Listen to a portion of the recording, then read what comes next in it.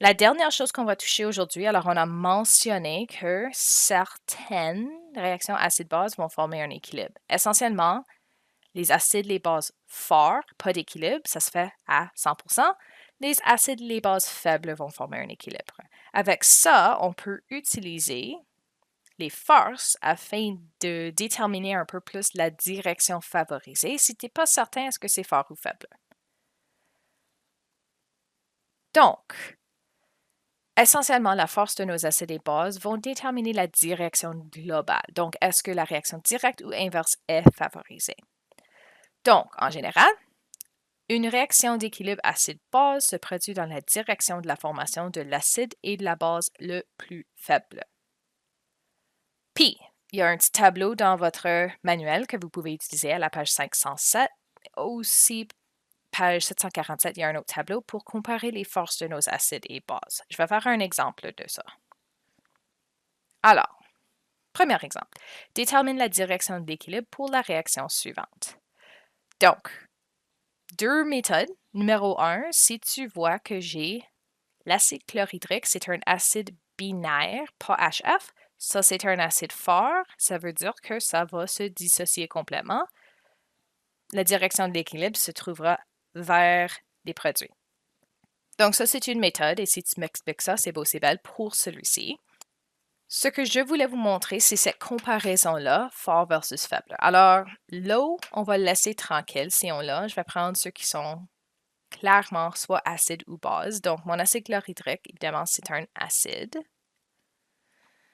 Et il faut trouver quelque chose qui est acide l'autre bord. Donc, n'oubliez pas, ça, c'est sa base conjuguée. Je vais juste mettre BC. Donc, ça veut dire que l'hydronium, c'est l'acide conjugué de l'eau. Donc, il faut comparer acide à acide, base à base. Alors, l'idée, je peux regarder dans ce tableau-là pour HCl et H3O+, et déterminer quel côté est plus faible.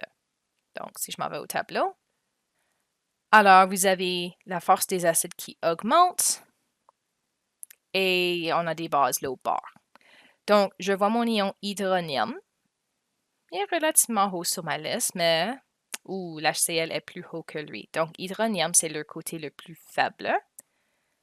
Puis là, on vient de discuter que la réaction ira vers la formation de l'acide le plus faible.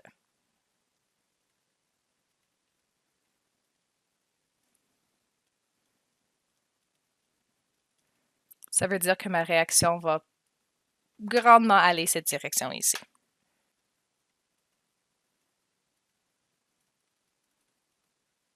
Alors, je vais simplement dire que les produits seront favorisés. Un autre exemple de ça. Alors, j'ai cette réaction ici. Cette fois-ci, c'est peut-être pas super clair juste en regardant directement. Est-ce qu'on a acide, base, qu'est-ce qui se passe? Alors, on va identifier chacun. Donc, j'ai mon premier ici, SO4, HSO4. Ah, lui a accepté l'hydrogène. Donc, celui-ci a donné un hydrogène, lui l'a accepté. Ce que ça nous dit, c'est simplement, ça c'est une base, ça c'est un acide. L'autre bord, donc, si ça c'est un acide, ça c'est la base conjuguée. Et donc, ça c'est un acide conjugué.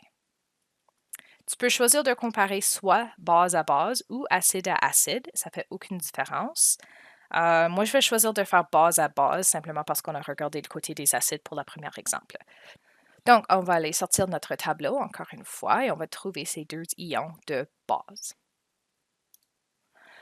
Alors, bon, j'ai le SO4 ici et le CH3COO- ici. Faites attention parce que les bases, la force augmente vers le bas et non vers le haut. Donc, en fait, ça, c'est l'ion le plus fort. Donc, on va aller insérer ça dans notre exemple. Donc, ça, c'est plus faible, ce côté ici. Et plus fort là-bas. Ça veut donc dire que mon équilibre sera plutôt vers les réactifs.